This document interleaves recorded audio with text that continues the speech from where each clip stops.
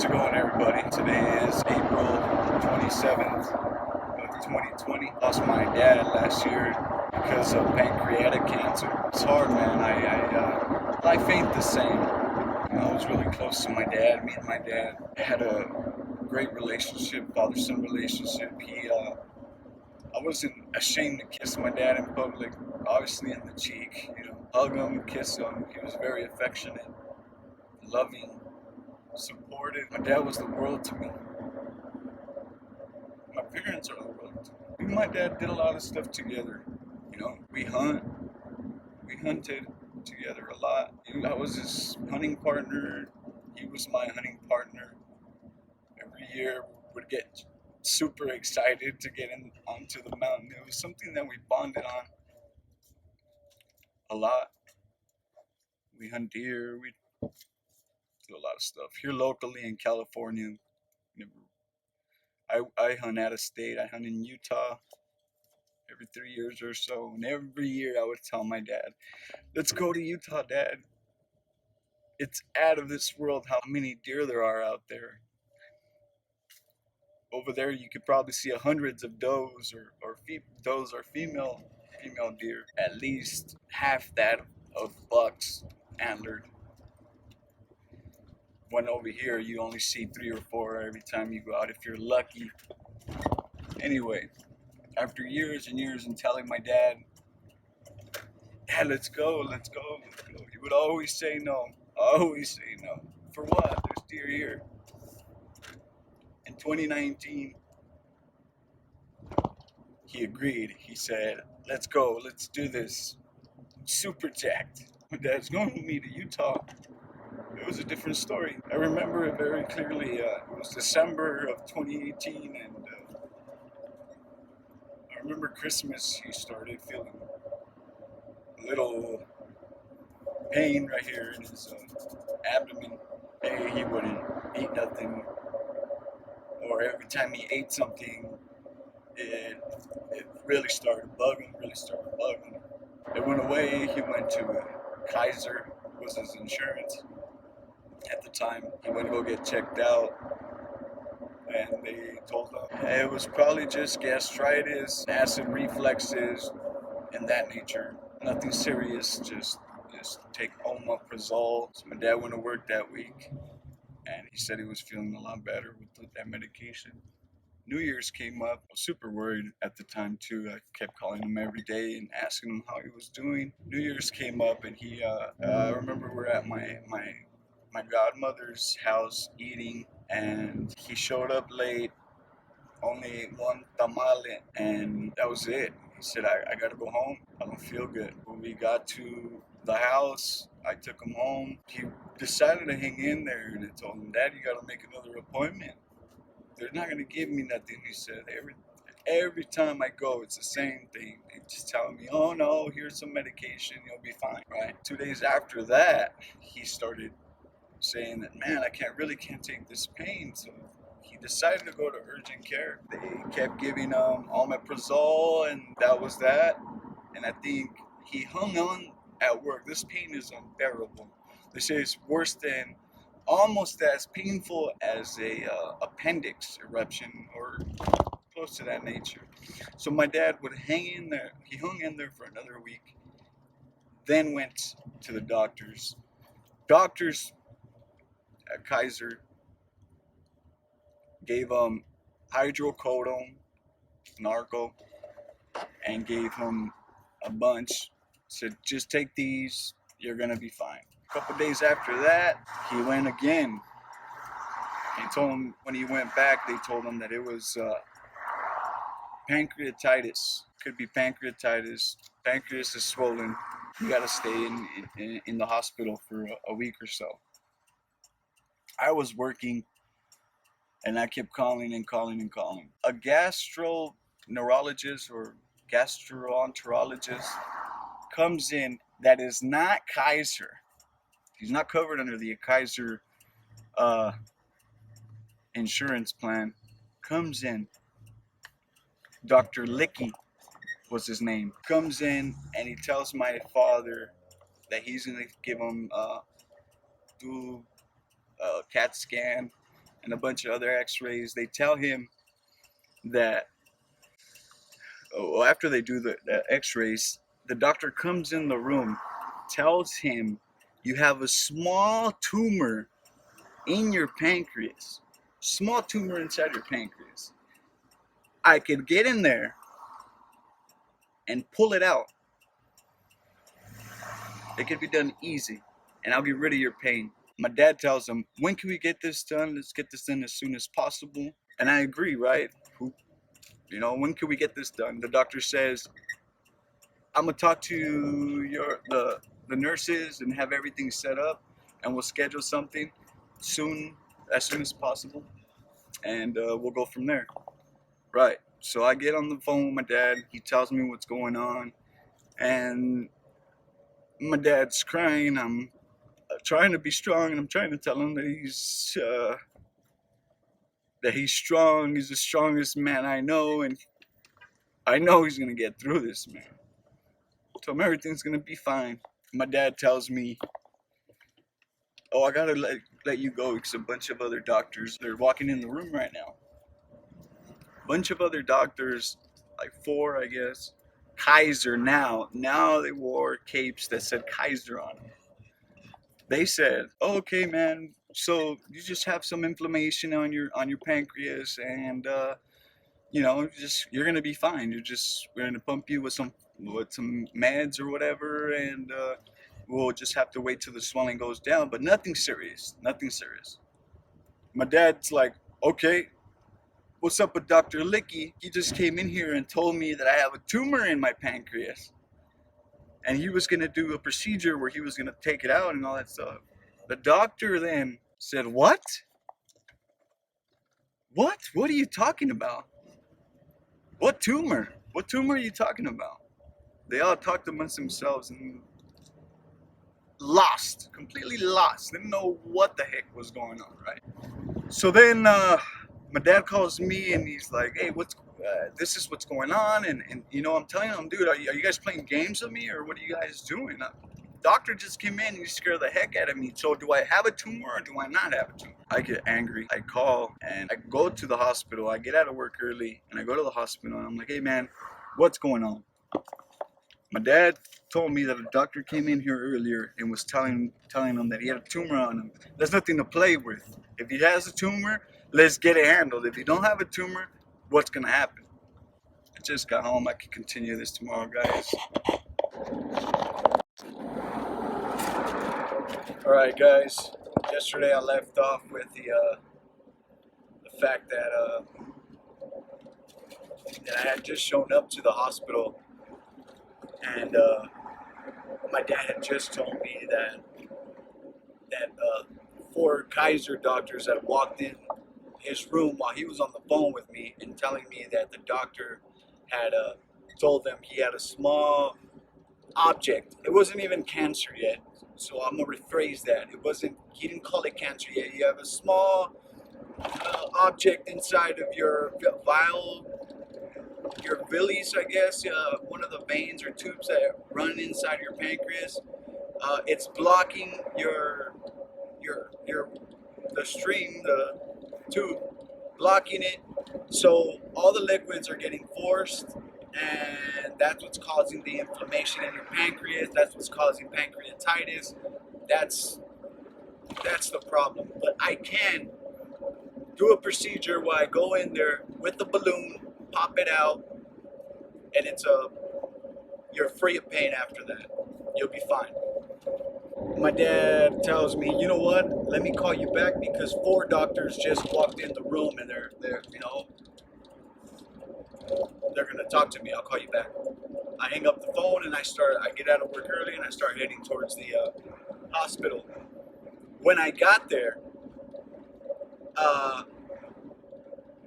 my dad tells me that those 4 doctors, he told them, those 4 doctors were telling him, so, and normal. They were like, not alarmed. Obviously, they're doctors. They're supposed to, they're not going to show emotion, right? But most of them don't even show concern. They just do their job. And, you can't blame them from that. I do my job as a carpenter, and I do my job, But They walked in, they were like, so you just have pancreatitis. You're gonna be fine. There's nothing wrong with you. Pump you with some fluids, have them running through. You're not gonna eat nothing, just so we don't aggravate the pancreas and cause more inflammation. We will just let it run. You're probably gonna be admitted for at least a week or two. My dad goes, "What are you talking about? What are you talking about? Dr. Lyche just told me this, and that." I explained to you guys this in my first video. So when I get there, I really book him. I'm like, "Look, man, what's going on, bro? What's really going on with my father? He just told me he had a small tumor in his pancreas, and now you guys are telling us that he don't? What's going on, man? Does he have it or does he not have it?" "No, he doesn't. He doesn't have it. I don't know who told you that, but Dr. Lyche is wrong." He was a young doctor, but Kaiser now on his badge, on his vest. And they were sure he does not have a tumor. That doctor shouldn't be saying that stuff. You're gonna be fine. You'll be admitted here for a week. So all of us, me, my dad, my mom, we were at ease now because we were like, wow, maybe he just said something out of the ordinary. We don't know. But we just did not want to hear it was cancer or a tumor in my dad's pancreas. We did not want to hear that. So any type of results from a doctor in a positive way was great for us. You know, we felt a little relieved. So anyway, my dad stayed admitted in the hospital for about 4 days. They finally let him go home. They gave him narco and omeprazole. We were at home for a day. The pain was still there. My dad wasn't eating. He was losing weight. It was nuts, man. So I get on the phone with Dr. Lyche. I call him up because he left his card. Luckily, he left his card. This is how I can prove that. I called him, and the secretary answers me, and she says, "What can I help you with?" I told her the situation about what he had told my father. She was like, "Oh wow, okay, so we'll jot this down. We'll let Dr. Lyche know." So then he calls me back. This was like a day after, 2 days after. He calls me. He tells me this: "I cannot tell you any more information because I am not your insurance. I am not under your insurance. So you would have to call, make an appointment with your specialist, with your gastroenterologist or gastrologist, and you're gonna have to talk to them and see how it unfolds later." So what? So just because of the insurance, you know? Yeah. Does he have a tumor? Does he not have a tumor? You said it, and the doctors walked in there and said that he didn't have a tumor. Why? I'm sorry, I can't answer that. You're gonna have to call your doctor. But my dad's in pain, so take him to the ER. Remember this, my dad has Kaiser PERMANENTE insurance. We're calling his primary doctor. We're trying to make an appointment. Because we know if we go to the emergency room, CMH, Community Memorial Hospital in Ventura, that they will do the same thing that they did to him before. Was just pump him full of liquids, not do x-rays, not do nothing. So anyway, I tell them, can I make an appointment with a gastrologist with Kaiser? Because they had referred us to go to a gastrologist if the pain continued. So I called them. They did not have an appointment for about a month. 4 weeks. 4 weeks my dad had to be in pain. I told them, so how is my dad going to stay in so much pain for this long? They said, well, we can refill him another prescription of narco. We could bump it up to 10 milligrams. My dad was a truck driver for Waste Management at the time. He could not be behind the wheel of a 14-wheel truck, you know what I mean, under narco. So we explained this to the nurse for his primary doctor. She said, so make an appointment with the gastrologist. I tell her the gastrologist doesn't have room for another 4 weeks. Can you guys speed this up? No, well, if I were to put you in a normal wait line, it would be 2 months. Why is that? Why is there no more doctors? It was Dr. Basseri, they referred us. That was his primary gastrologist. Primary gastrologist. That's the one that we got referred to by instead of Dr. Lyche. Dr. Basseri did not have no time. Not have no time. I get really impatient. Another week goes by of nothing but waiting with Kaiser. I finally tell my dad, I'm like, you know what, Dad? I'm gonna take you out of the city. See what they say. Another hospital somewhere else. So I jump in the car, take my dad with me. It was me, my mom, my dad. We were super worried.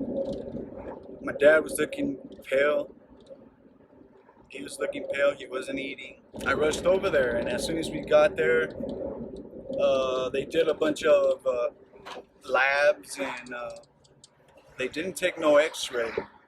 But when the doctor got there, he was, my dad was telling him what he felt, and I explained to him what had happened at this facility. But I did not tell him that they had said that he had a tumor. One, because I wanted a fresh opinion. Two, I didn't want to scare my dad and bring up the whole tumor situation again, or the tumor problem. I didn't want to get him worried no more. The doctor, by himself, he tells me, come with me real quick and try to show me on the, because it's not, none of his records are popping up from this community memorial hospital where you took him. None of that information or x-rays are popping up on my computer, and it's weird. He said, if you took him over there, how come nothing's popping out here? In my brain, I'm like, what's going on? Dr. Lyche ordered labs on my dad. He ordered a CAT scan. He was a different doctor outside of our insurance policy. Does that mean does it mean that does it not count because he's not Kaiser doctor that ordered those labs? I mean, it was something serious like a tumor. Who cares what doctor does it? As long as we all get equal treatment, we should be the same. And we're paying. So I tell the doctor that, and then he tells me, look, I'm going to be honest with you. I'm worried for your dad. I'm worried for your dad because he's not eating. The pain is in a spot where it's not good news. And you told me he had pancreatitis. All these are signs that makes me really worried to say this and concerned to say this, but I think I'm scared for your dad of having cancer in his pancreas. That I don't want him falling through the cracks. And I don't want to miss this. So what I'm going to do for you, I shouldn't do this for you because you're not in our area. In our area, meaning because my dad was from Ventura County and he was from Woodland Hills. He said, what I'm going to do for your dad and you, man, because I'm really concerned. He said, I'm going to refer him to the gastrologist over here. His name is Dr. Datta, and he's a good gastrologist. And I told him, any gastrologist is fine, man. I just want my dad to get treatment, and I want him to, if he does have this disease, I want it gone, man. I want to at least try, because I had read up on pancreatic cancer, and I know it's fatal. Probably 2% of the people that have pancreatic cancer survive, and if that might be too many people that survive. Most people die. But I read on the first signs of pancreatic cancer, on the symptoms of pancreatic cancer, the faster you act on it, the more chances you have of surviving. It's a 6-month span of pancreatic cancer, from the start to the finish. It could be up to a year, but no one lives past a year and a half that I read. My thing is, the doctors at Community Memorial Hospital, Dr. Lyche, he at first said it was tiny, small. So remember that. After the doctor told me he was going to refer me to the gastrologist in Woodland Hills, we were relieved. They said he would be calling us in 48 hours. We went home. Obviously, my dad's in pain. Finally, get a phone call from the secretary, and she said, "Well, I could help you guys out doctor can help you guys out in about 2 weeks." In about 2 weeks. We said, "Man, but my dad's in pain. We would really like to get this done right away. Call tomorrow again and see what our availability looks like. But I'll still put you down in 2 weeks from now." So I called the next day, and the next day, and the next day, until they finally say, "Come in tomorrow at 1 p.m. and we'll get you in." I missed work. I said, "Come on, Dad, let's go." Boom. We went, me and my mom and my dad. We went. My dad's in super pain. He's not working in this period because of the pain and also because of medication. All he was taking was narco, which is bad to take when you have pancreatitis. I read, not sure. We get there. They call us in to go see Dr. Datta. Dr. Datta, gastrologist. We went inside his office. Dr. Datta, man. Dr. Datta. Honestly, he makes Kaiser Permanente look bad. I hope he's not always like that. I would like to hear other comments, other people's opinions, if they've had any appointments or any interaction with that doctor, because it was horrible. Well, anyway, we sat down. The doctor puts his hands like this on top of his desk, picks his feet up, puts them on top of the desk, laid back, like on a chill type of way. So what's going on? I mean, well, I know you don't have his records, but what do you mean what's going on? My dad has a pain on his abdomen. He's not eating. He's losing weight. And they said 2 weeks ago, or 2 to 3 weeks ago, that it was just pancreatitis. Not just that. A specialist walked in the room, and I told them about the specialist. Told my dad he had a small tumor in his pancreas. Also, I said, Kaiser Permanente doctors walked in. He didn't like that.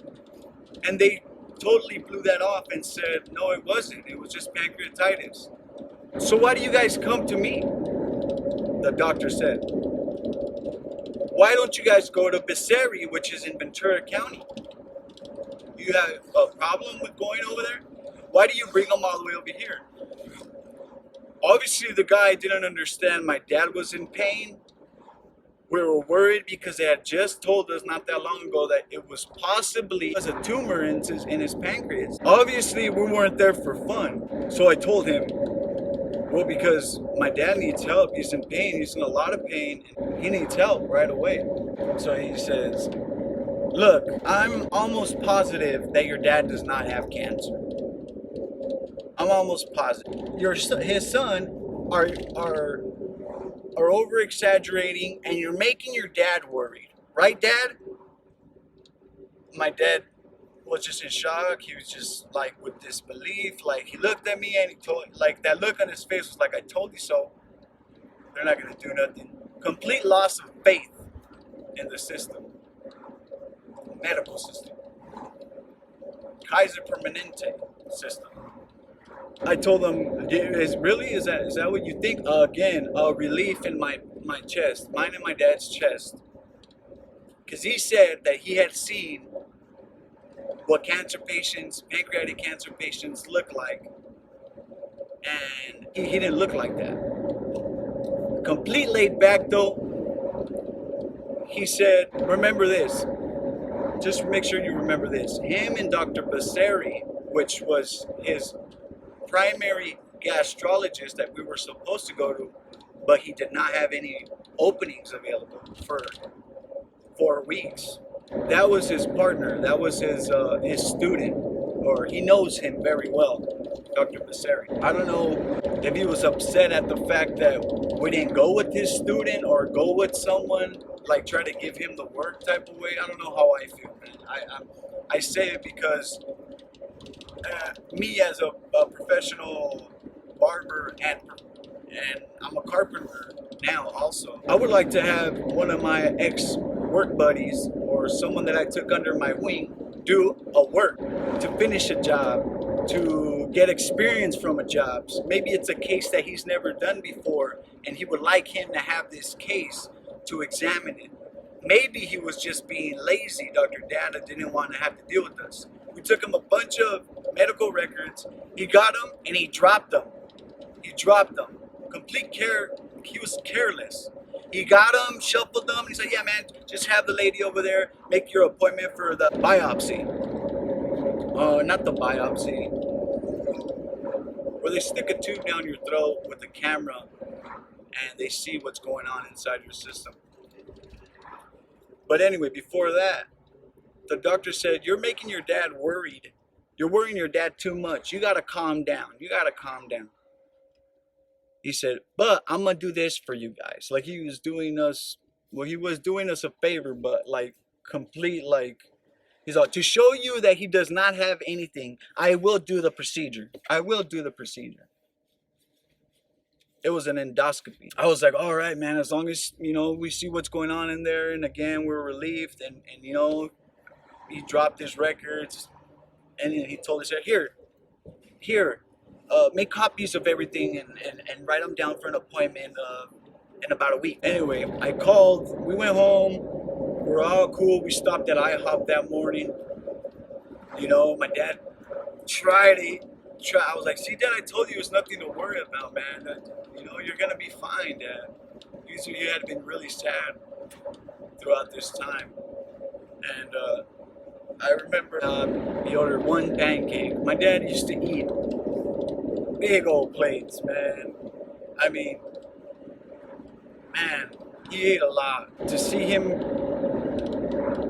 start going downhill like that because of the pancreatic cancer, man, or pancreatic, we didn't know it was cancer at the time, but because of pancreas, it's horrible, man. I don't wish that upon anybody, especially for someone that's loved as much as my dad. My dad, you know, he tried his best. I could see that he was a little more relieved, and he ate that pancake. He ate that pancake. And as soon as we got home, he was regretting it because his pain was coming back. Pain was coming back. It got worse at night. Y'all, he had to take like 4 Norcos just to. My dad wasn't a pill popper at all. He never had been to the doctor in years. Before he turned 55. Then he started doing or 50, and then he started doing more checkups more often. But not a pill popper at all. So 4 Norcos to help his pain. I call the Dr. Datta. I call his office, and I talk to his nurse, and I tell her what's going on. I tell her, hey, my dad's in crazy pain. Is there any way you guys can speed up this process? Get a sooner appointment for the gastrologist for the endoscopy? And she was like, no, we don't have no room. And the same scenario for everything. The same answer all the time with Kaiser PERMANENTE. Another day goes by, I call again. They're like, you know what? Just bring him tomorrow morning. Just bring him tomorrow morning. Heck yeah. I get my dad the next morning. We're like, all right, let's go. We get to the doctor. I've gotten an endoscopy done before. When I got there, to the time I was done, it took about an hour. Endoscopy usually runs about 15, 20 minutes tops. My dad just took 15 minutes from start to finish, and he was out the freaking door, out cold, about to faint, about to pass out. We're waiting for the results real anxiously, right, at the house.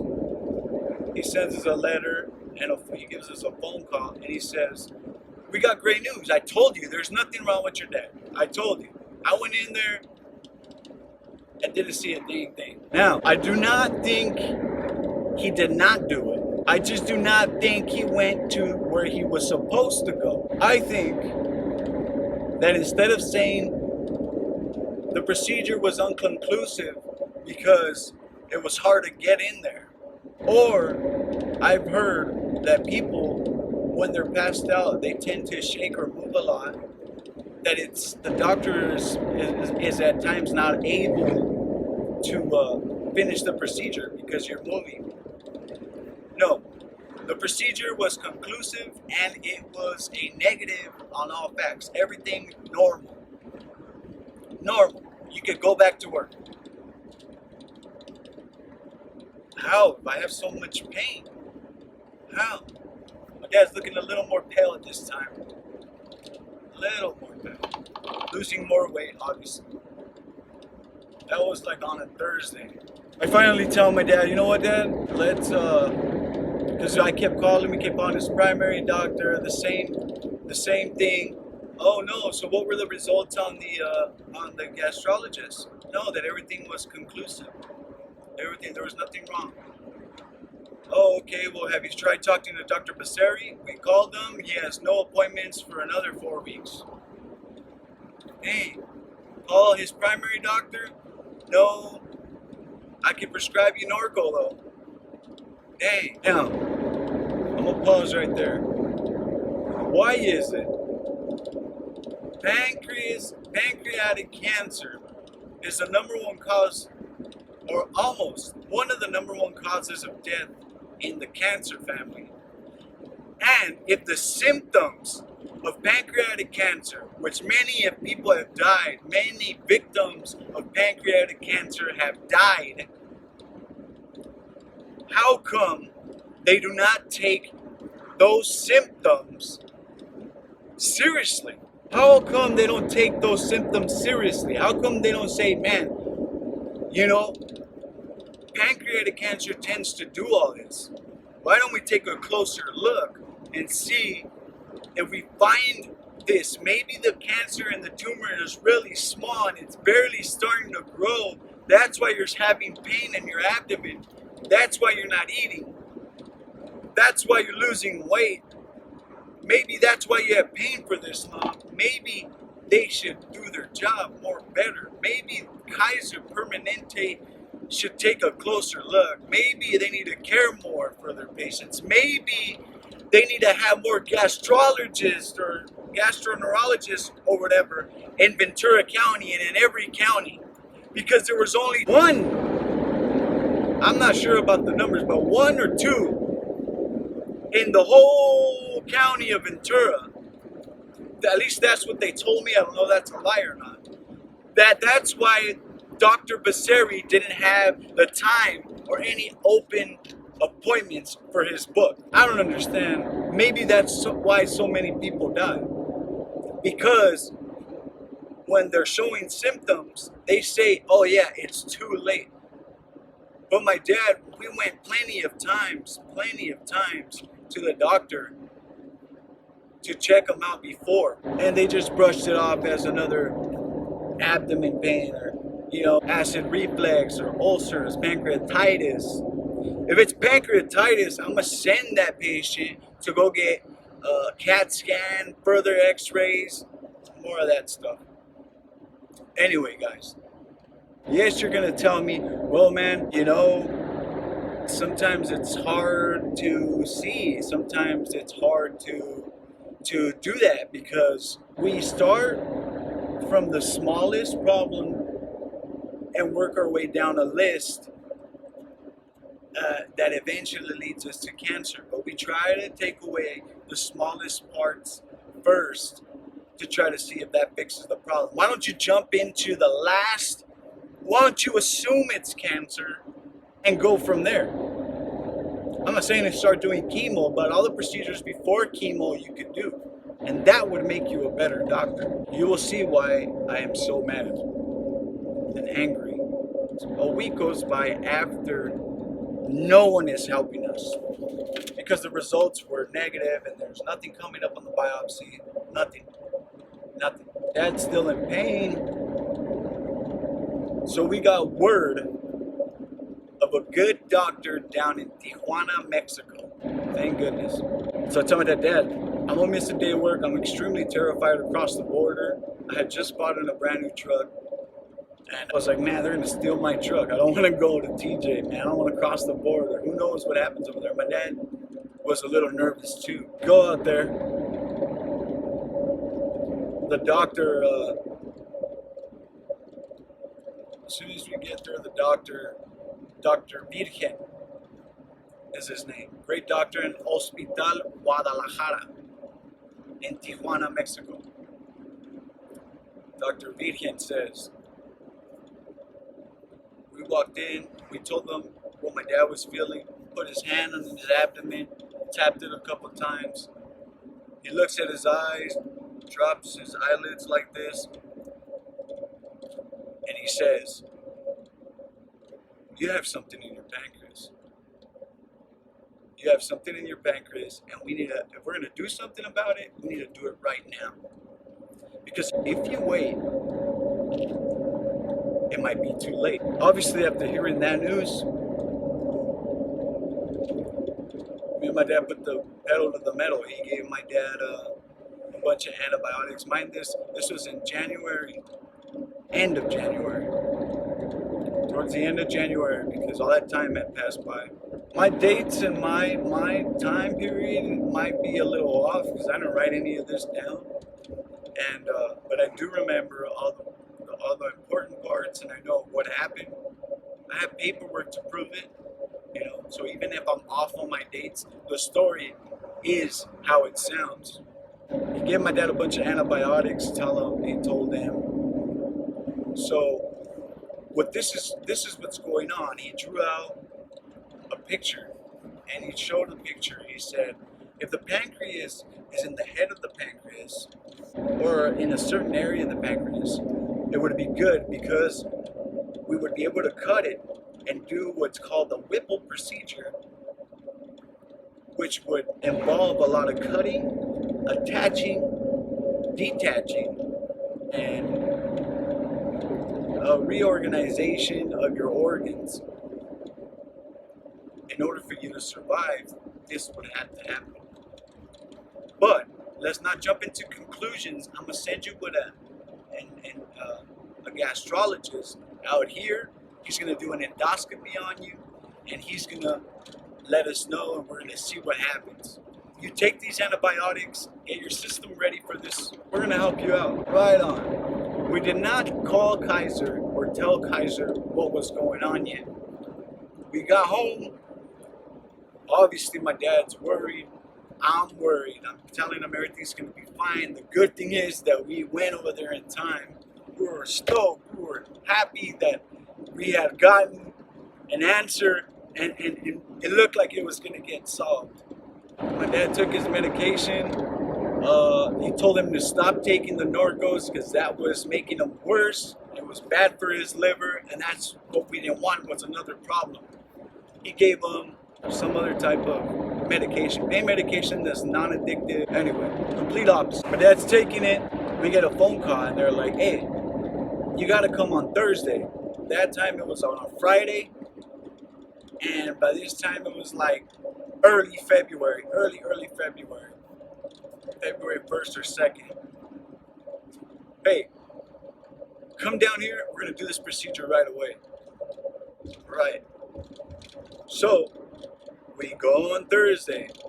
And this time, my mom, my brother, me, we go. We're all worried. We're all begging to God that they are not going to find this tumor, that they're not going to find this stupid cancer. Forget, we're waiting there. They finally call them up. A bunch of students and young students were there to see this procedure go down because I'm assuming a lot of students like to see this procedure being done. An attempt to save or help a person with pancreatic cancer. Such a common disease that kills so many people, that actually kills people. Cancer, all cancer kills people, but pancreatic cancer kills people and kills people fast. And it's miserable. A miserable death, horrible death, horrible. So they want to see that. So I'm getting more worried. My mom's getting more worried. Why are there so many people here? Why are they all going in the room with my dad? Obviously, they were just learning and they were students, writing and not jotting stuff down. My dad comes out. Obviously, he don't have the results for us yet. And he did say, the doctor did say, he's going to do an endoscopy while he's in there.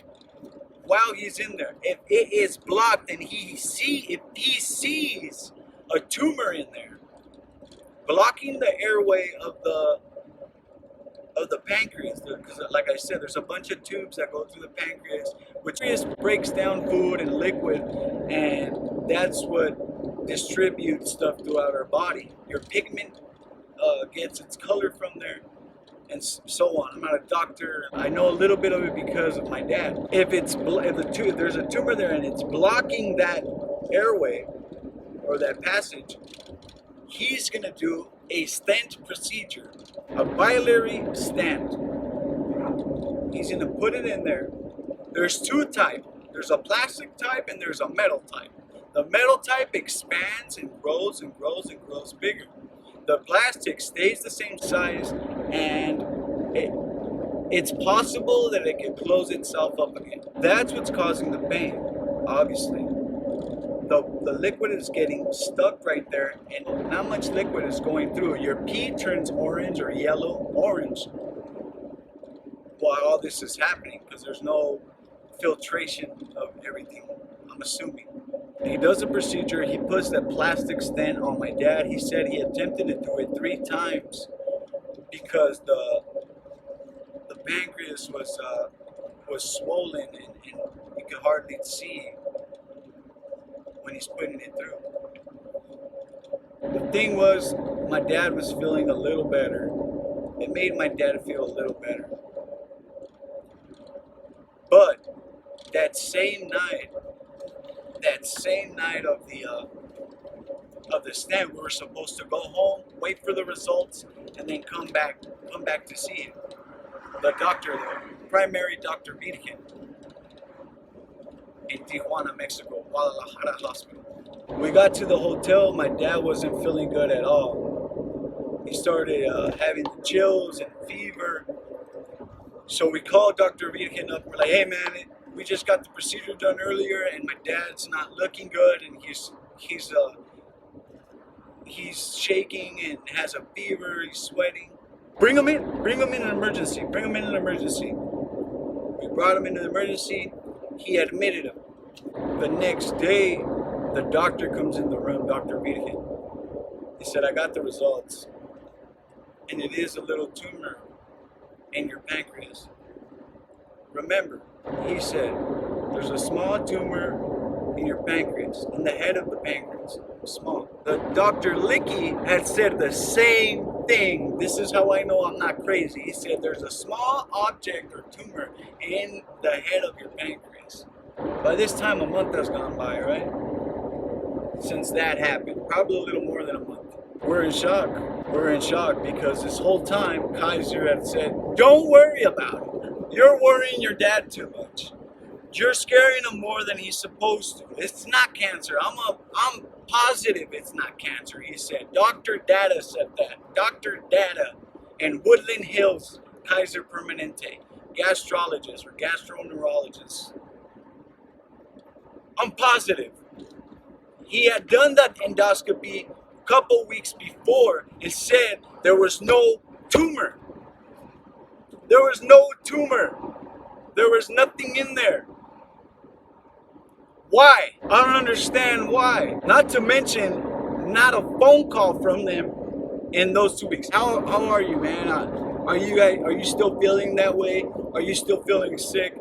No. I understand doctors are busy all the time, you know. I understand that they have so many patients they can't keep track of all of them. I understand that, man. I understand that. But the service, man, serve everyone equal and act like you care, man.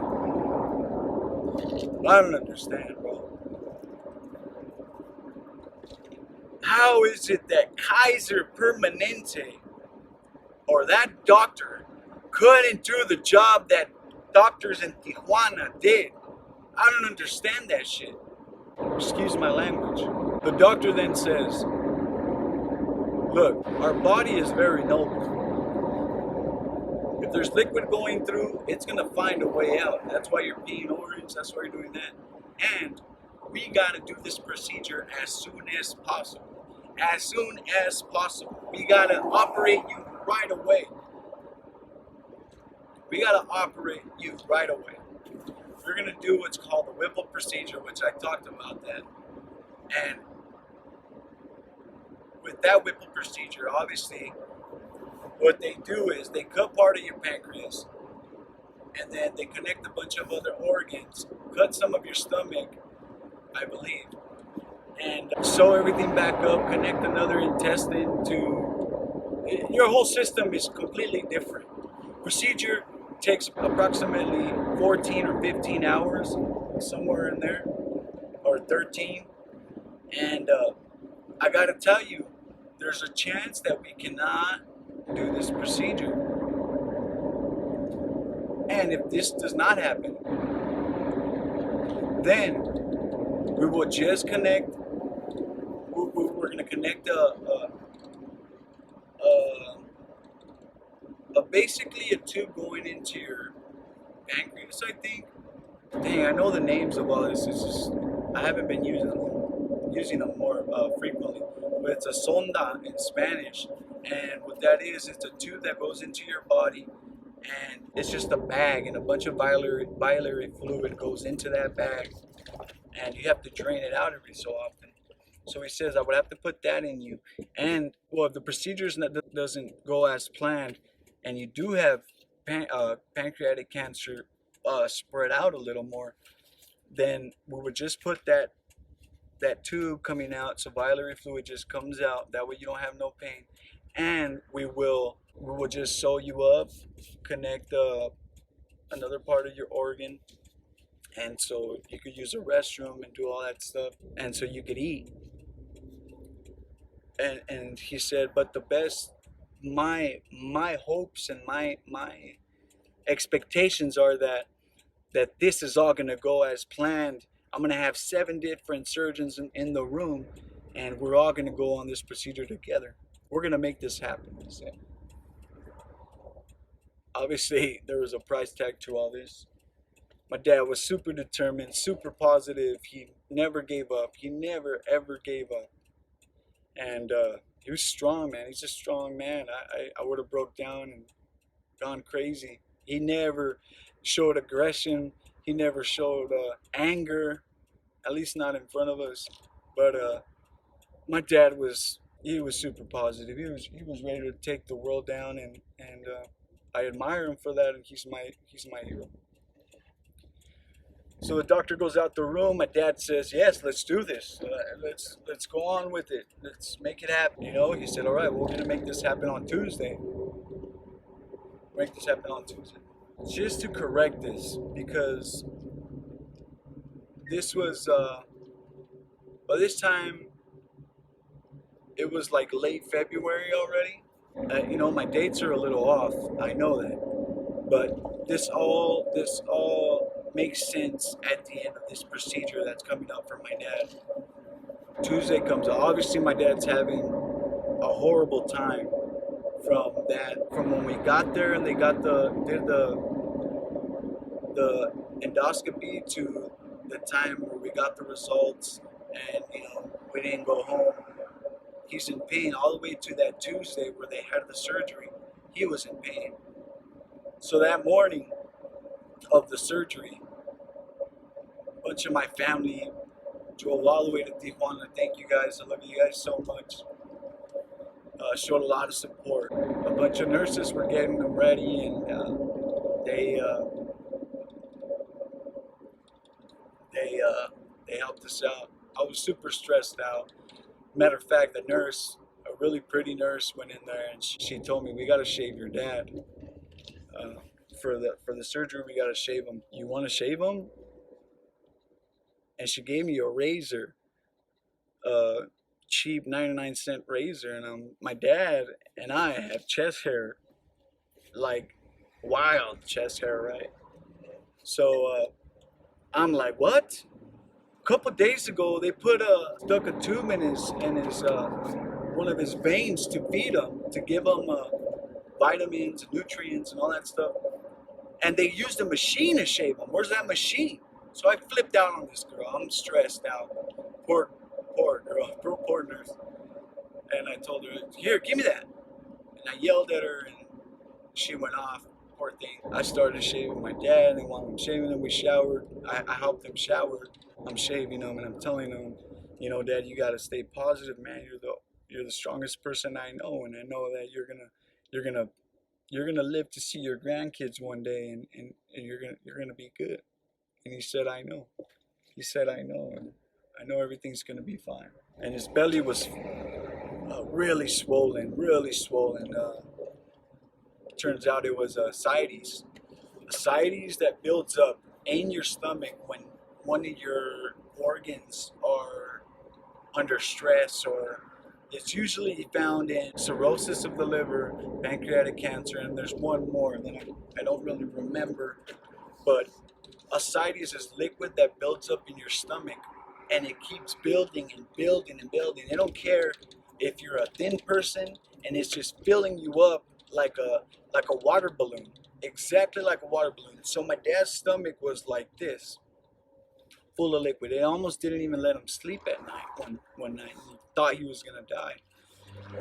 He was in so much pain. But we thought, since he wasn't using the restroom, that it was just, you know, bloating because of him not having a bowel movement. But no, we found this out later after the surgery. It was ascites, and once you see ascites on a person that has that type of illness, it's usually bad news, and it's usually terminal or very serious. Just basically told you guys the outcome. They took my dad to surgery, and my dad underwent 6 hours of the 14-hour initial surgery that they were going to give him. A successful surgery. The doctor comes out in 5 hours. He comes out and he's super. The look in his face just said it all, man. The look in his face just said it all. He said, I think he even cried, because my dad was super cool, super easy to get along with. He was loving. I could tell you guys a lot of stories of my old man that would make you like him. He was just such a happy person, and got along with everybody as long as you respected him and didn't do nothing to him. And he was my idol, and he's the only person, my hero, the only person I believed. It was hard. The doctor said, unfortunately, your dad has cancer. Your dad has cancer. There's cancerous lymphaticos, he said, around the pancreas, around the head of the pancreas. So, like, I'm assuming there are cancerous cells around the pancreas already. He had ascites, which is fluid that builds in your system when something in your system is not going on right. It just builds, and that tends to spread cancer more. Also, a surgery can be very dangerous, because once you open a person, cancer can usually spread to other areas by just touching other organs. He told us, man, I tried my best, everybody tried their best, and I'm extremely disappointed and upset. If you would have brought your dad 2 months ago, it would have probably been another story. You should call and tell the doctors, you're gonna get these results. You're gonna take everything I'm gonna give you, and you're gonna go tell them at your hospital or your primary doctor, this is what we found, and how come you didn't do nothing earlier? As you can imagine, my mom broke down. No, not David. not David, not my David, right? I'm telling her it's gonna be fine, everything's gonna be fine, and I know in the back of my mind that I might lose my dad. I know I might lose my dad now, and it hurts, man. I'm sorry.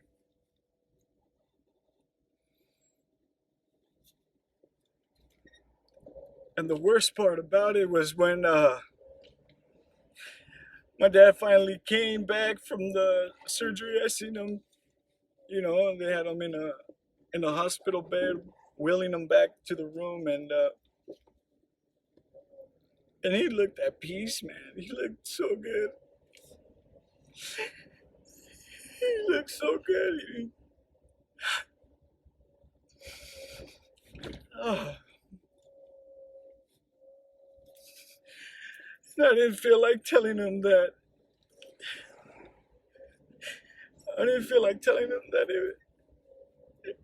it wasn't what we wanted, and the results was that he had pancreatic cancer.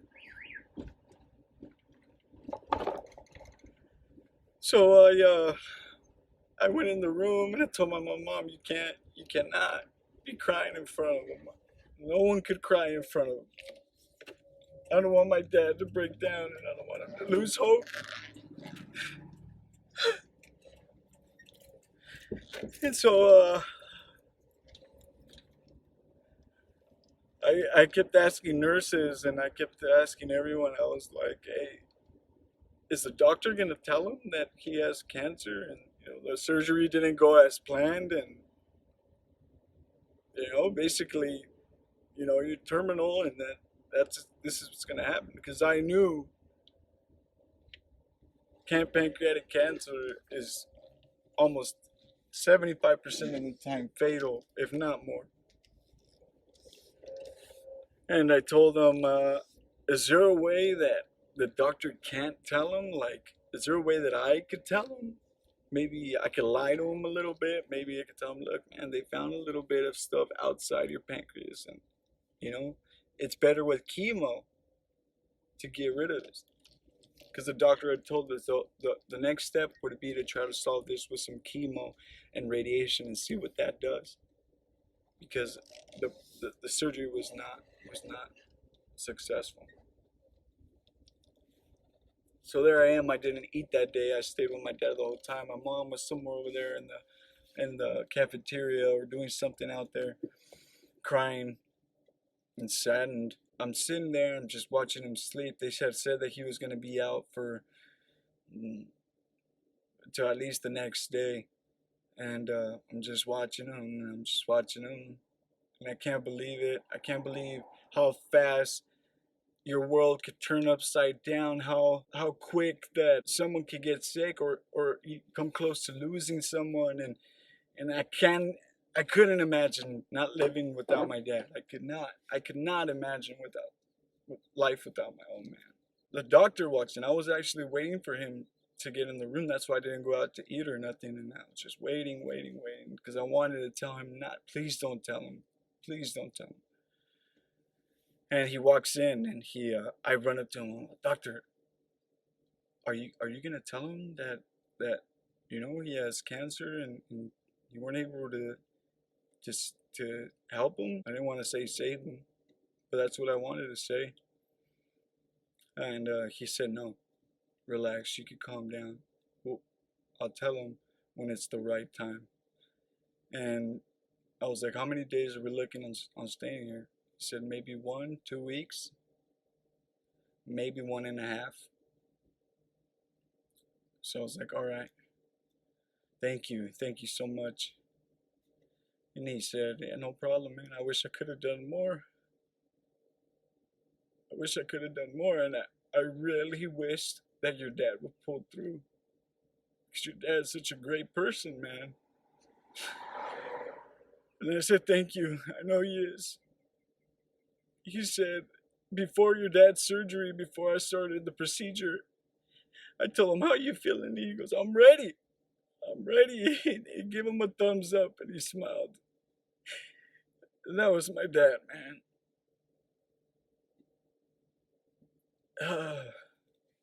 Sorry guys, I'm parked 2 streets down my house. I'm almost home from work. But he the next morning I told myself I gotta tell him. I gotta tell my dad, because he's gonna say, how come you guys didn't tell me? So I told him,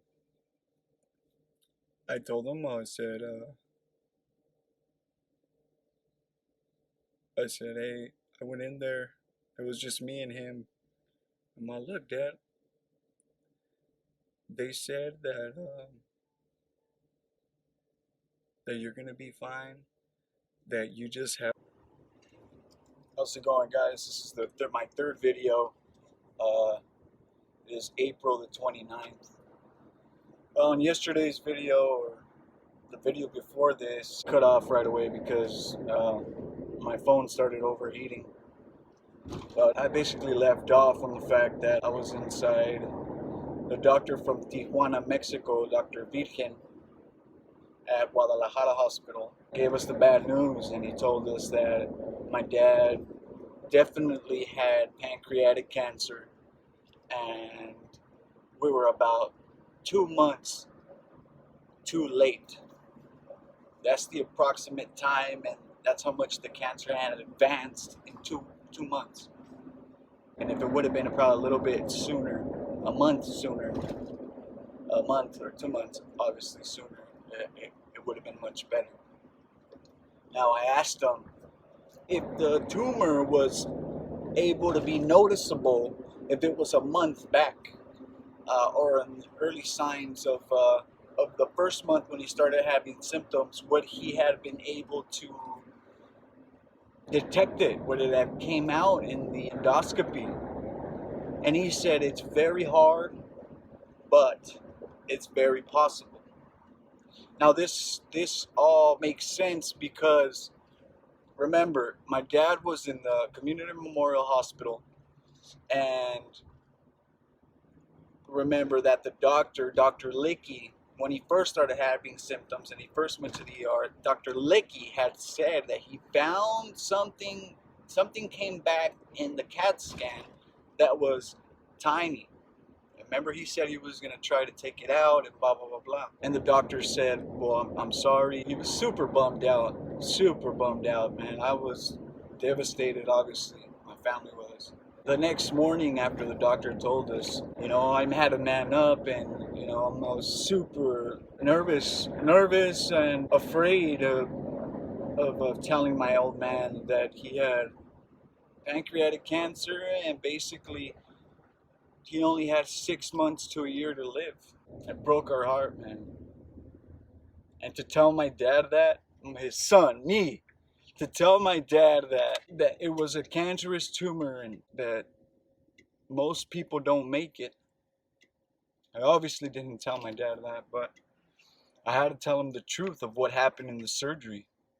He was super, super thankful. He said that he felt no more pain, and that's what he cared about, not having pain. The next morning, everybody went out to eat, and I stayed there in the room with my old man, and I told him, I said, Dad, just so you know, the doctor, he operated on you, and it didn't really go how we wanted to go because there was a little bit of tumor parts around your pancreas. But he said that he did another procedure just so you would be comfortable, and we could go do more treatment and fight it back at home in Ventura. These results and labs that they took from you over here, they're going to be able to give you chemotherapy and radiation. It's going to be good, Dad. You're going to be fine. He said, okay. I started tearing up. His look at his face said it all, man. He was like, he looked at me and, he knew. He said, I don't care. As long as I don't have any more pain. All right. You're going to be fine, Dad. You're going to see. I told him, and then I let him go to sleep. We stayed there for another 2 weeks, or a week and a half, more or less. And obviously making phone calls, now that we had results, we're trying to call Kaiser I actually didn't want my dad to go to Kaiser no more. One, because of all the stuff that we had gone through, I decided to call Cedars-Sinai. One thing that I can tell you guys is that my grandfather, Carlos, my mom's father, type of lymphoma. I think that's what he had, type of lymphoma. He had two big old tumors on his neck, and it was a stage 2 or 3. The only place that they were able to detect it, after he had gone through doctors and doctors and doctors, I'm not sure if it was Kaiser. But he had tumors that were super noticeable. And everybody kept telling him over here in Ventura County that it was nothing. It was nothing to be afraid of. It's nothing. So he decided to come to Tijuana, Mexico. And there they told them that he had lymphoma. Now imagine if my grandfather wouldn't have came to Tijuana, Mexico and gotten diagnosed. My grandfather would have been dead. He's a survivor, and he's been a survivor for a lot of years now. Thank God. He had gotten the results here and went straight to Cedars-Sinai. Cedars-Sinai took care of him. They worked on my grandpa, and he's alive now thanks to them. Now, I was trying to do the same thing. Everybody kept telling me to call Cedars-Sinai, call Cedars-Sinai, call Cedars-Sinai. Man, I was on the phone almost 24/7 when I was in Tijuana. Calling Cedars-Sinai, calling Cedars-Sinai. And Cedars-Sinai, what they told me was, yes, we will take your father. Bring him right in. We'll take care of him. With the results from Mexico, from down here where we got him from, you guys will just start, yes, bring the results in, all the tests, all the lab works, everything, and we will take care of him. Now, they said, what insurance do you have? We have Kaiser. That's fine, just have Kaiser send your referral to Cedars-Sinai. Well, that was the big issue. Because my dad's insurance, Kaiser Permanente, said that they would I called them and I told them, look, this is what's going on. Please, if there's any way you guys could send a referral to Cedars-Sinai, because my dad has pancreatic cancer. And they're telling us the sooner the better. I want him to start treatment as soon as possible. As soon as we step foot back into the country, I want him to start treatment. Oh, but we can't send you a referral to Cedars-Sinai because we offer cancer treatment centers. We have our own cancer treatment centers. So if we have our own cancer treatment centers, we can't refer you anywhere else. We will not refer you anywhere else unless we don't provide a type of care or a type of procedure. Then we could refer you, but we're not going to refer you. Jesus, right? They told me no for Cedars-Sinai. Then someone tells me about City of Hope. Maybe they take Kaiser. I just did not want to deal with Kaiser. And my dad, I know deep inside of him, he had a lot of hate for Kaiser. And I didn't want him to be like, Dad, we're going to go continue your treatment with Kaiser, back with Kaiser. I just didn't want him. I wouldn't like that, man. Look at where I'm at now. Because of the way they treated me. Obviously, I know pancreatic cancer, again, is a type of cancer that is fatal. The story could have been different.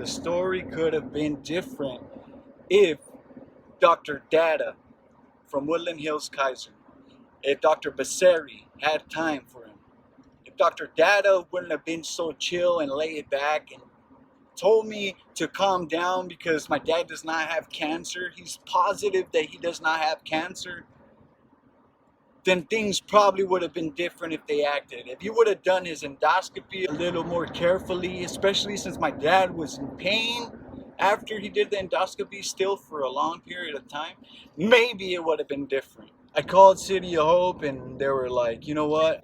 They were like, well, we also need a referral from your Kaiser doctors. Unfortunately, we wouldn't be able to take them. You can bring them in and we could evaluate them, but we would still need a referral from your Kaiser doctors. Man, what am I gonna do? The thing what I was afraid of was Since we got everything done in Tijuana, Mexico, my worst nightmare was if we had to do everything all over again before they had him start treatment. I don't know about you guys, I don't know about the doctors, but I would kill someone for one of my family members. I would do the impossible to save one of my family members. Even if I don't really like you and you're my family member, I will do the impossible, not kill someone. Y'all know what I mean, right? I don't understand why they take everything so lightly, and the doctors in Tijuana, Mexico have had confirmed this to me, that their patients in the past have gone back to their hometown, and hometown doctors, their primary doctors, with the results from his hospital to go for further treatment back at home with the same labs and all the information that they receive from Tijuana, Mexico over here. And if they have any further questions, here's my email, my phone number. They could contact me right away, person to person. I was like, all right, cool. So I'm stuck in a pickle. Like when I called Kaiser, they said, no, well, you would have to bring your father down before we even decide and think about giving him chemotherapy or things of that nature. But the doctor here says that he has pancreatic cancer. He knows what stage it is. He knows what type of chemotherapy to give him. Is there a way that we could just have both doctors talk to each other? He could elaborate him on what my father has, and that way there's no waiting period. They said, no, you would have to email everything to us. The doctor from Tijuana, Mexico said, if this is important, I don't have an email to give them. Like, I'm not going to be there typing them back to back. I want them to take care of this now. I want to speak to the doctor. Kaiser Permanente didn't want to speak to him. They just wanted an email. And if we could email everything to them. Back and forth. Finally, the doctor happened to email them all the information. The rest of the time, me and my dad were just, and my family, me, my dad, and my family were just waiting there and having my dad recuperate from the surgery he went. Obviously not the successful surgery, just to have him comfortable. Stay there for a week. You know, my dad was cracking jokes, and the usual him. A lot of family members came down, and you know, they showed support, and my dad was happy. He was at peace because he had no more pain. He was happy. This is going out of the story. While I was over there, the nurse that I had yelled at about the razor, you guys remember from my first video or my second video, I ended up talking to her once my dad was recuperating and doing better. I asked her if she would want to have a cup of coffee, right? And after the cup of coffee, I ended up going back over there a couple times after we left Tijuana, and she's my wife now. Pretty cool story. I'm glad I married her. Super great girl. She's a graduate, RN, but in Mexico, did like 6 or 7 years of university, graduated. We're waiting for her papers now so we can start the procedure, and hopefully it goes quick so that way she can start working out here as a registered nurse. But I ended up marrying her. My dad vouched. He was at my wedding. Yeah, I remember I told my dad, I said, Dad, I'm gonna get married. That's good, man. That way she can take care of you. It's not gonna be a big wedding. I said it'll be just something small. We're just gonna go to court and I'm gonna sign. Oh, he said, when's the wedding? And I said, May 18th. He's all right, we're going. I'm like, nah, Dad, it's gonna be something small, right? Because I don't care if I have to drag myself to Tijuana, but I'm gonna be there for your wedding. He said, and he made it, man. I feel a little guilty because it was a long drive, and he was at his worst times. He passed away a month after that, man. I'm so thankful that he was a part of my wedding, and he was there, and he seen me happy, and I seen him happy. She helped me a lot. She helped my dad a lot in this last couple months of living, and she's a great girl, and I wouldn't change a thing. Yeah, that's that story, and My dad now get back to Oxnard. He feels at home. He's happy to be home. He's happy to be home, man. And his first appointment, I think it was Dr. Basseri. Dr. Basseri. I remember he made an appointment with him, and he finally had time to see him, right? This time it was already all too late, man. I was super bummed out. I couldn't really. Actually, I'm lying, man. I'm lying. We did not see Dr. Basseri yet. We made an appointment with the doctor that usually recommends you to chemotherapy and sets your appointment up, and she does all that stuff. She evaluates you, she sees the results, and she goes through everything. She was super nice. I think her name was Dr. Michelle. She tells us, look, I'm going to go off of what you told me. I shouldn't do this. I understand a little bit of these results from Mexico. It's all in Spanish, though. I'm going to try to have them. The most I could do is try to have them translated, but I can't do much. But I'm gonna treat him as if I already know what he has. Take a wild guess of what he has, and I'm gonna give him chemo that way. She set this up. She's like, look, the first thing we gotta do is we're gonna have him take medication. We're gonna set him up with an appointment. We're gonna go from there. But before that, I'm gonna have you go and see Dr. Basseri so he could stick up a camera down there. Because by this point, my dad, he was having a little more pain on his stomach. And come to find out, when they had another endoscopy with Dr. Basseri, he stuck a camera down in there, and I guess the stent, the biliary stent that they had put in there in his pancreas, it had clogged up, or it popped out. So what Dr. Basseri did, he put a metal stent in there, so the one that grows, so it gets bigger, so it never clogs up or closes. And that was the first time we met Dr. Basseri in 5 months. And he came in the room and he was super friendly, Dr. Basseri, super friendly. In the back of my mind, I was kind of like, man, this is probably why he's acting so nice, is because he knows they know they messed up. They never have time to treat their patients. So he comes and tells me, and I told him, I didn't know him and Dr. Datta knew each other or they were friends. And I told him, look, man, this is kind of hard for me to deal with now when we come to Kaiser, because we tried making an appointment with you. You were too busy. I took him to Woodland Hills, and Dr. Datta said that he was super positive that my dad didn't have anything in his pancreas. He didn't have anything. And he was wrong. Here are the results. This is a lack of their professionalism has my dad now like this. I'm not saying that because of them not having any time or not being concerned is the reason why my dad's gonna die, but maybe it could have been different. Maybe my dad wouldn't have survived, or probably would have lasted a little longer, probably would have lived a little longer if things were done a little different. Dr. Basseri was like, oh man, I don't know, that's not like Dr. Basseri. I've known him for years, and you know, sometimes people make mistakes, and hopefully we can move on past this, he tells me.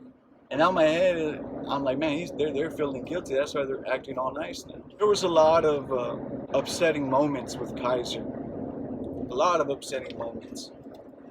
Even his primary doctor, Dr. Cam, at the Oxnard facility of Kaiser, he was lost. He didn't know what. Why don't you call your gastrologist and see what he tells you? It was just horrible, man. Kaiser, I am not happy with Kaiser's. At least the doctors that treated my dad that way, I'm not happy with them. Dr. Basseri was nice, but he never had time. He told me that it was only him in the whole Ventura County area.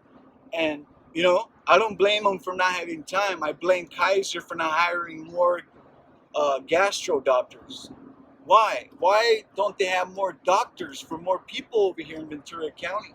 Such a big insurance company that they should have enough money to hire more gastro doctors. Obviously, Dr. Basseri told me if I could put this all behind me, and I couldn't fight. I didn't. Well, what was I going to argue for, you know? And I just felt bad. There was a lot of things running through my mind. Crazy. The day they put that stent in my dad, I was in the waiting room. I went in. They called me in to go sign some papers. My dad was laying on a hospital bed to my left. I was standing right here. When I see Dr. Datta coming down the hallway, and I see him ask for David Linares. Let me see David Linares. I heard him say my dad's name. To be honest, I don't really know what he asked about him, but he wasn't treating us. Dr. Basseri was. I'm looking at him the whole time. A doctor that knows that he didn't do a mistake. You know, any other doctor would have been like, hey man, how's your dad doing? Hey, how's he doing? How you doing, David? Anything in that nature would have been great, you know what I mean? I would have been like, hey man, you know what? Forget it, bro. Thanks for checking up on us. We have bad news anyway. You know what's gonna happen anyway. He just walks right past me and looks at me, looks at my dad, and just walks right past me like he was a dog with his tail tucked between his legs, and just walked out. Didn't say a word. I wanted to tell him, but I didn't want him to get me started, man. I didn't want to get started, and my dad was awake, and the dude just walks past us. Man, that dude is an embarrassment for Kaiser Permanente. Embarrassment. After a while, you know, you were able to tell that my dad, you know, he was getting skinnier, and he wasn't eating at all. Anything we offered him, he didn't want. His belly kept swelling up. We had with the ascites, we had to keep going to the doctor, getting that juice pumped out of him. One time, we went in there. My dad was still conscious. We had family over. A doctor, I don't remember his name, but this is back at that Community Memorial Hospital office. Some white guy. He comes in, and he's not even our doctor. He wasn't even our doctor that was taking care of my dad. But he walks past and he grabs his binder and he reads, "You have pancreatic cancer?" He told my dad instead of asking or saying, "Hey man, who's the primary family? Who is everybody else has to get out of the room?" No, none of that. He just said, "You have pancreatic cancer?" And my dad said, "Well, yeah, I do." He said, "You got to do what you want to do right away because you're going to die in 6 months." What kind of shit was that, man? Excuse my language. The look in my dad's face, he was laughing, joking, cracking jokes, and everybody's face just dropped. As much as I was trying to avoid my dad, his heart dropping, that unsensitive piece of crap doctor, man. Piece of crap doctor. I felt like choking that doctor, man. But he told him, and my dad's personality just went downhill from that point on. He just started breaking down more and more. Told my mom to go buy his casket at his gravesite. Told my mom about paying out the house in case he goes away. And it was bad. But man, my dad did 3 or 4 chemotherapies, the hardest chemotherapy they could give him. And he battled like a champ, man. He kept saying, "Yeah, let's do it, anything that helps." I remember someone told me about this miracle hemp oil, and I was like, "Man, Dad, you willing to try this hemp oil?" They said there's videos on YouTube, and the people with pancreatic cancer, they survive, man. You down? Yeah, let's do it. Let's do it. He was so positive, man. He was willing to try anything. Family members bringing remedies from other places, home remedies. We tried it all, man. He drank it all too. He wasn't grumpy. He was always in a good mood. Obviously in pain, a little, saddened at times, but never took it out on us. Never, ever. took it out on us. I remember I went to go grab this hemp oil. Found this dude, real cool dude, one time at a smog spot. It's crazy. I want to go smog my dad's truck, and some dude, he told me, he heard me talking about cancer. My dad had pancreatic cancer. I was talking to this other guy that was a Christian. He goes, hey man, I know something that I might be able to help you. I know this lady that got cured with cancer because of this hemp oil. So man, I said, let's do it, man. How can you help me out? Yeah, definitely. Up with a bunch. I remember I'd come home and I'd tell my dad, Dad, they said that if, my poor dad, man, if you inject it through your bottom, then it would go straight to your bloodstream and it would go and fight whatever you have, like almost directly. Let's do it, let's do it. So we did, and I remember he'd even ask for me at times when I'd go visit my girl like once a week. Before we got married. Once a week, and he'd ask for it. I would miss a day, and I'd tell my mom to give it to him orally, and he'd be, where's Sonny? I need my medication, you know. Just super, super positive and determined to try to get rid of this stuff. But it didn't really work. It did increase his appetite, but it didn't really work. It started going more and more downhill. He couldn't walk really well. He could barely hold himself up. It's just a horrible, horrible, horrible disease and a horrible sickness. All cancer is bad, but I know pancreatic cancer is no joke.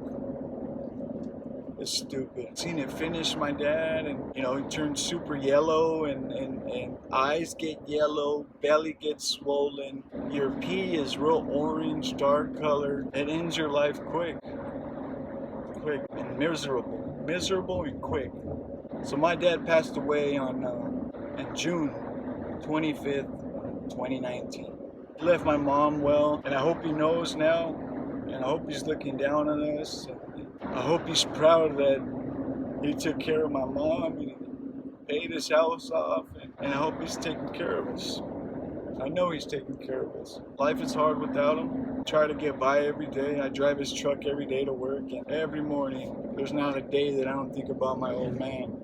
Something reminds me of him, or I hear a song that he liked on the radio. I remember the times that we would go hunt together. I remember he was with me when I killed my first deer, and what hurts me the most is that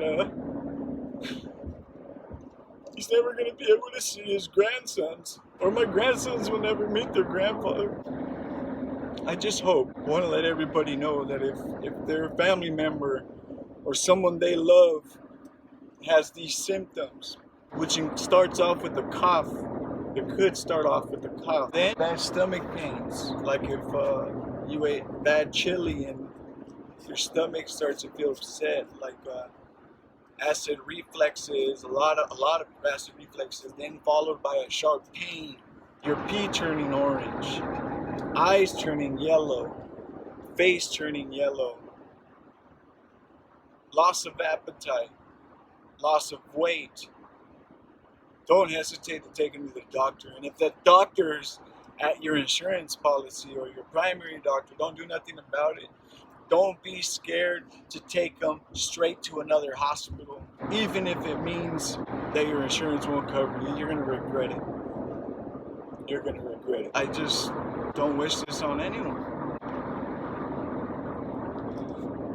I really don't want to put a bad name on Kaiser Permanente, but I do want Dr. Datta, Dr. Basseri, and the whole Kaiser Permanente of Ventura County to know that it's possible that my dad's life could have been different, or the outcome could have been different if they would have took my dad's situation more seriously, or if they didn't take it lightly, or if they had more doctors, and if Dr. Datta from Woodland Hills wouldn't have acted that way, so laid back. It's incredible. So please let me know, man, if you guys ever had bad experiences down here with the Kaiser from Ventura County, or any Kaiser, or specifically with Dr. Datta or Dr. Basseri not having enough time. Please let me know. Please let me know. you guys have any questions, like I said, the dates, the times, the time period might be a little off. I got all the paper of my dad's medical records. I have everything saved up somewhere. I have it, so you know I have my dates correctly. But right here on the video, it's just going off of my head, and but everything I'm saying is true. Thank you guys, man. Appreciate it. Take care of your family members. Love your family members, and don't stop trying, man. Don't stop trying. If your primary doctor, like I said, ain't doing nothing, take them out of the country if you could. You know, don't wait. Don't wait for them to call you back, because sometimes they won't call you back, or you gotta wait 4 weeks to a month or 2 months. Thank you guys.